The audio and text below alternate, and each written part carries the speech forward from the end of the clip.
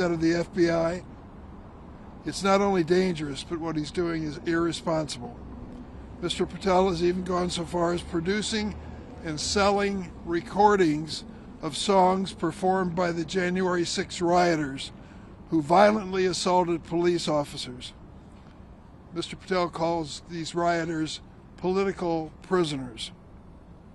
Patel's sympathies are clearly for the convicted mobsters and not the police who were their victims. And now he wants to be the director of the #1 criminal investigative agency in the world. I was there that day on January 6th, as many of my colleagues standing here with me. Those insurrectionists are not political prisoners. They were rioters on a mission from Donald Trump.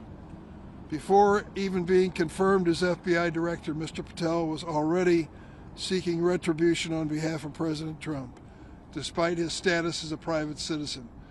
What is happening now, we verified through multiple whistleblowers inside this building and beyond. The new administration is cleansing the ranks of the FBI of anyone who may have participated in the investigation of January 6th. We are talking about 5,000 people in the FBI who were doing their duty as asked. 5,000 out of 38,000 who now stand subject to the new administration's scrutiny. Multiple whistleblowers have verified this information over and over again. Senior leaders with collectively 100 years of experience have been forced out, creating a leadership vacuum here at the FBI. Thousands of line agents fear losing their jobs simply because they were assigned to work on cases involving January 6th or President Trump. In the FBI's long history, this has never happened before. There was only one political person in the FBI, the director. All the others are professionals, law enforcement professionals, risking their lives for the safety of America. Mr. Patel has been open about his plans to dismantle the FBI and seek retribution. His directives as a private citizen have already thrown the Bureau into chaos before the actual vote. Mr. Patel will be a political and national security disaster if confirmed. My Judiciary Democratic colleagues and I have continually sounded the alarm. Now it is up to a handful of Senate Republicans as to whether they have the courage to step out and do publicly what they have told these FBI agents they want to do, and that is vote against Kash Patel. What is at stake is the future of the FBI, and I look forward to this vote today in the hopes that they will come forward and join us in this effort. Next is Senator Whitehouse. Oh, what's his name? Senator Sheldon Whitehouse. Thank you, Dick. Got to hold on to this. Yeah.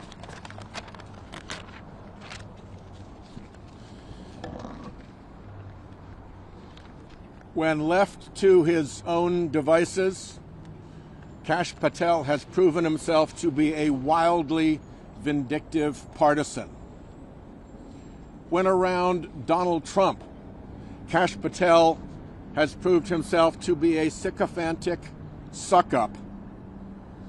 He has multiple foreign entanglements that are not adequately explained, including Chinese interests through Cayman Islands shell corporations. This from a guy who in this building is supposed to look out against China and Russia. And last, this is the first senior law enforcement official in American history to have pled the Fifth, and he has been unwilling to even explain to the Judiciary Committee what crimes it was that he was concerned about that caused him to plead the Fifth.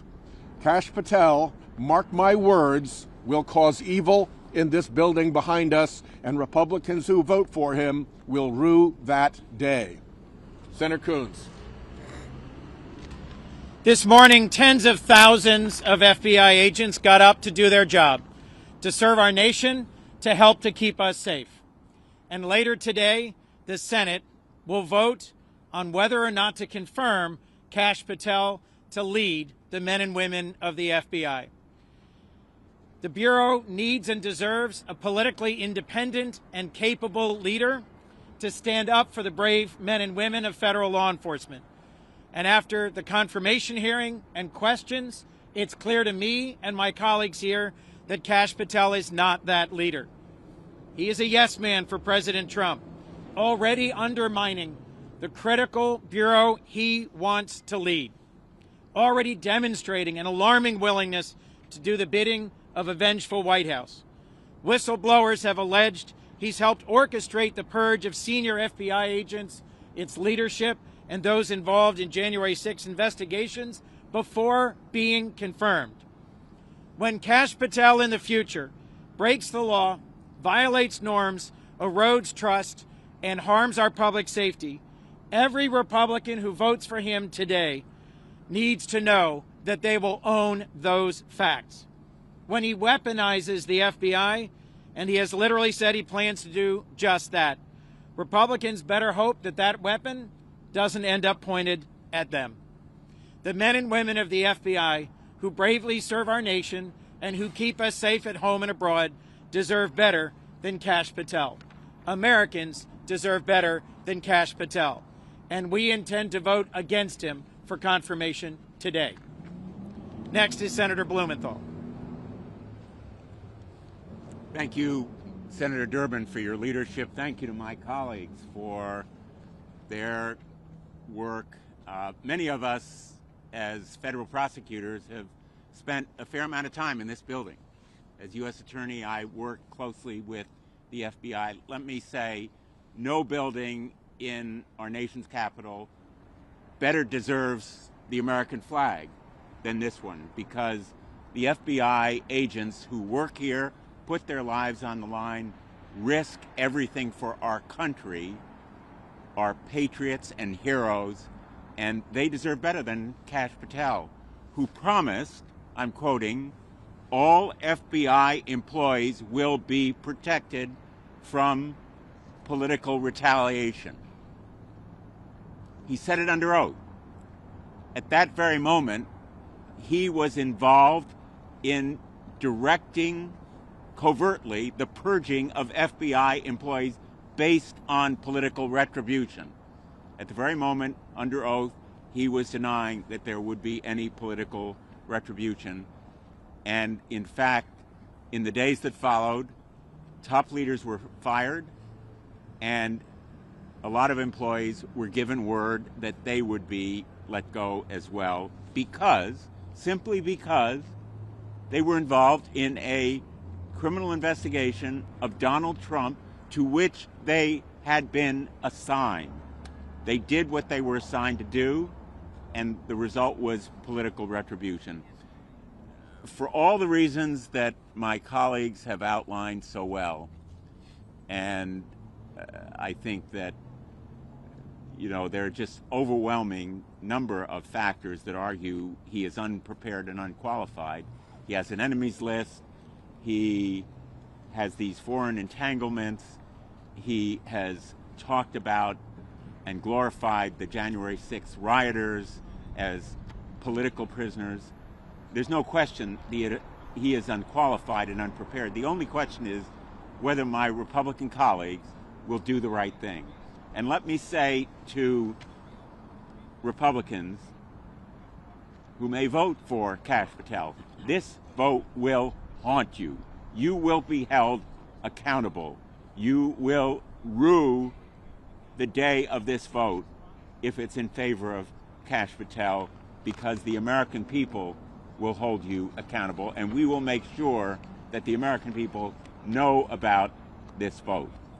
And with that, let me introduce Senator Padilla. The first of our California delegation. Right. Good morning. I want to thank Ranking Member Durbin for bringing us together today. It's pretty clear to me what's going on. If you think back to President Trump's first term, his trademark strategy was to try to, quote, flood the zone, to muddy the waters, to put us in a state of constant chaos for the purpose of confusing the American people, make people feel overwhelmed with so much that happens in a single day, and to distract from the real dangers and threats that he represents. He's doing it again, and doing so to try to pull attention away from the extreme nominees he has put forward to serve not just in his cabinet, but in a number of high-level positions in the administration. So for people listening to us today thinking, well, maybe this is just politics as usual. Of course, Democrats are going to oppose President Trump's nominees. No, this is not a distraction. This is a real danger and a real threat. Only in the year 2025, when President Trump has the Republican Party basically in a headlock, can an extreme nominee like Kash Patel be put forward with the support of the president and seemingly the support of Republicans in the Senate. Kash Patel has consistently demonstrated, as you've heard over and over this morning, a complete lack of judgment, a lack of preparation, a lack of the independence necessary to serve as director of the FBI. So no, this isn't just politics. There is a real threat to the safety of Americans in every community across the country. If he is confirmed, the purging of law enforcement will continue. If he is confirmed, this department will be weaponized as he has threatened to do. If he is confirmed, Americans will be less safe. Now, we expect this from the president. The question now is to our Republican colleagues. Will they abide by their oath of office, their commitment to the Constitution, their loyalty to their own constituents, or will they too fall behind the wishes, behind the whims, behind the dangerous agenda of Donald Trump? That is a question at hand. And as you've heard from my other colleagues, not if, but when Kash Patel breaks the law, when the FBI misses an important lead and a crime is committed in the United States because the FBI was redirected to a political agenda, not our public safety, every member of this committee or every member of the Senate who votes for Kash Patel will also be held accountable.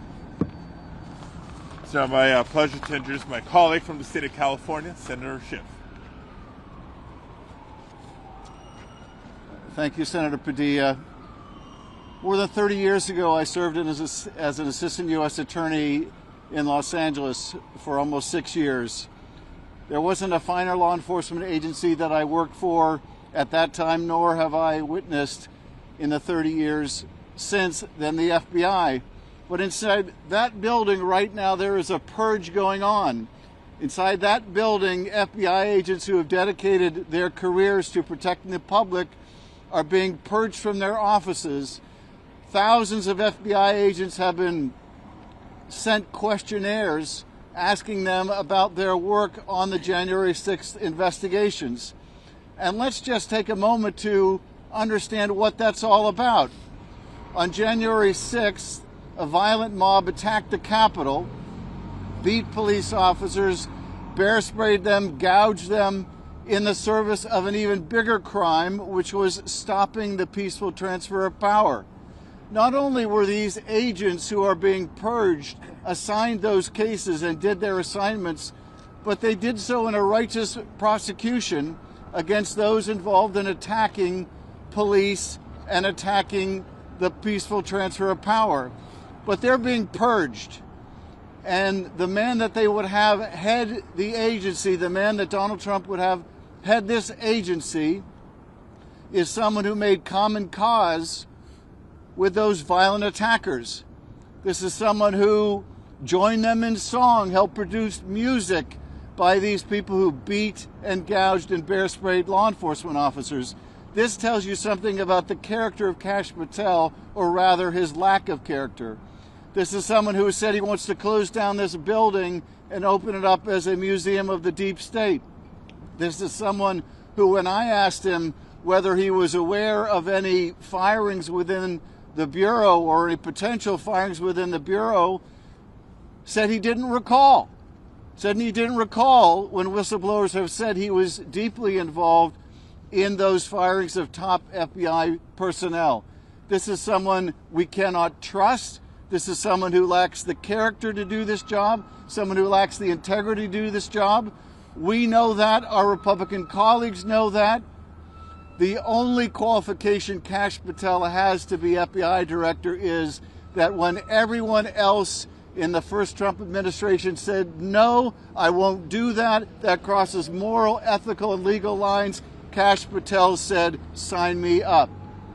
In the first Trump administration, as we are seeing in the second, you rise to the level of your sycophancy, and no one is a bigger or more dangerous sycophant than Kash Patel. This political hack does not deserve to be in this building. He can't do the job. He won't protect the public. He will misuse the resources of the Bureau. He will weaponize it against the president's political opponents rather than protecting the safety, the public safety of the American people. We will vote no.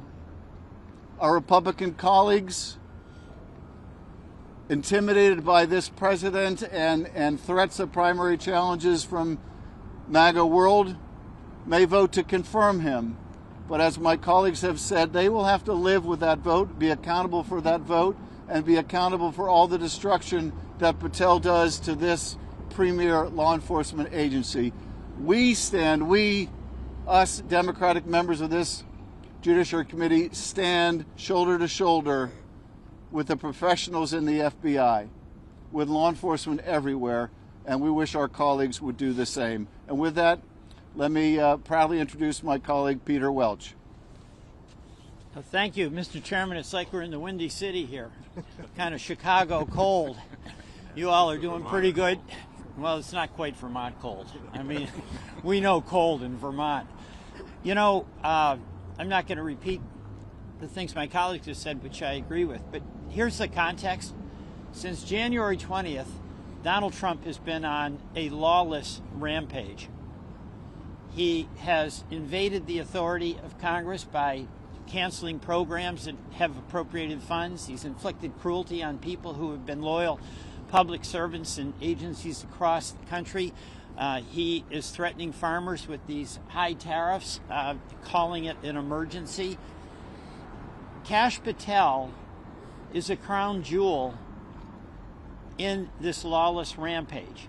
He's an instrument of Donald Trump's effort to destroy the Justice Department and the FBI so that he is absolutely and completely not only above the law, but beyond the law. He's called it my Justice Department. Kash Patel agrees. He willingly agrees to carry out the vengeance tour of Donald Trump. That's what he does. This FBI has been so revered in our country. Sure, it has issues at various times, as every agency does. But this has been a non-political agency, no longer. And when in the confirmation hearing, my colleagues Adam Schiff and others asked about the purge, he heard nothing, see nothing, hear nothing, say nothing. He didn't know anything about it. 2 days later, it comes out he was masterminding it and implementing it as he was lying to us in the committee. So the biggest threat to our country right now is Donald Trump's frontal assault on the rule of law. And one of the generals in that assault is Kash Patel. We must defeat his appointment as the FBI director. Thank you. Question? Too cold for questions? Too cold for questions. All right. We're out of here. Thank you. Thank you all. All right, gentlemen, Great thank job. you.